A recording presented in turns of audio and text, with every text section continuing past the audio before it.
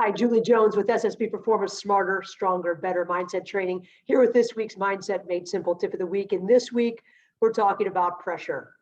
How we handle pressure makes a difference in how we perform, obviously. And every time I hear the word under pressure, I automatically go right to David Bowie and Freddie Mercury's Under Pressure song, bum, bum, bum, bum, bum, bum, right? But pressure's real.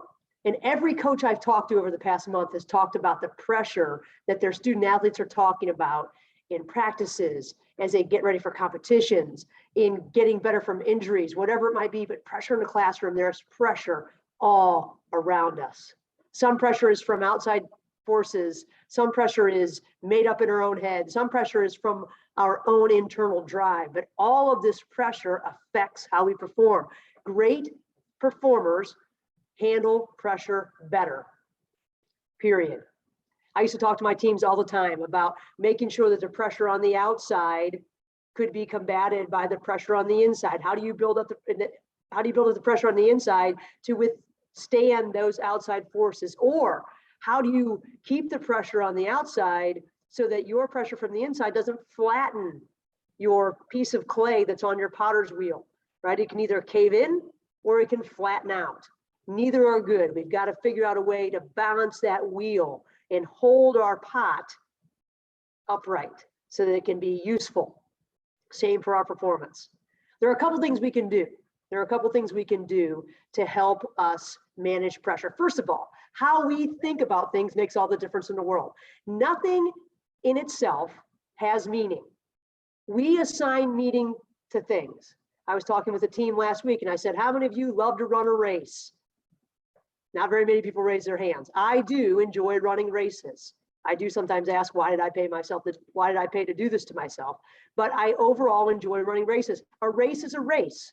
It has a start, it has a finish. We determine the meaning of the race. Is the race pressure? Is the race misery? Is the race joy? We determine that. Like jumping out of a plane.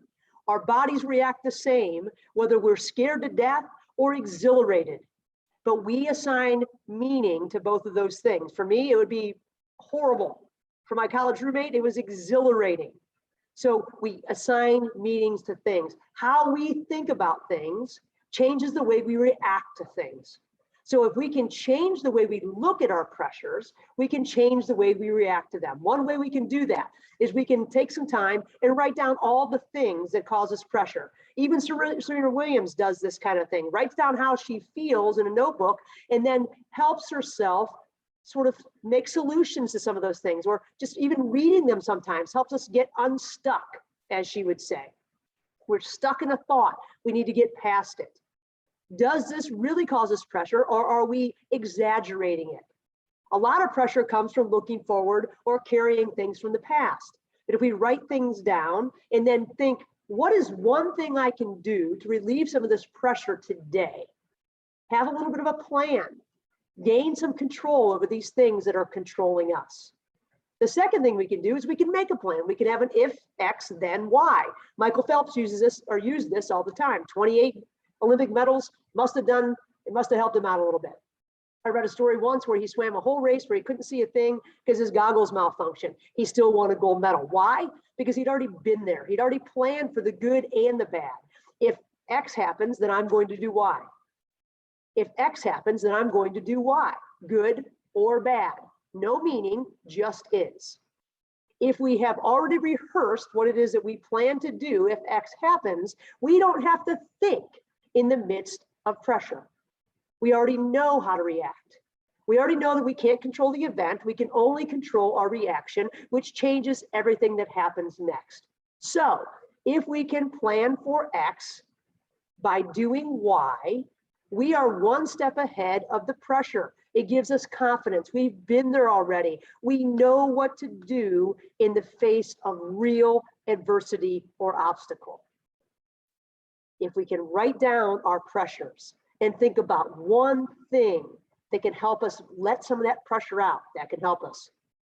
If we can plan for the things that cause us pressure, if this goes this way, I'm going to go this way. If it goes that way, I'm going to go that way. We are already ready in the face of battle to not have to get emotional. We won't even have to think. If we can practice our reaction, that trigger will help us move more efficiently and effectively through the pressure-filled situation.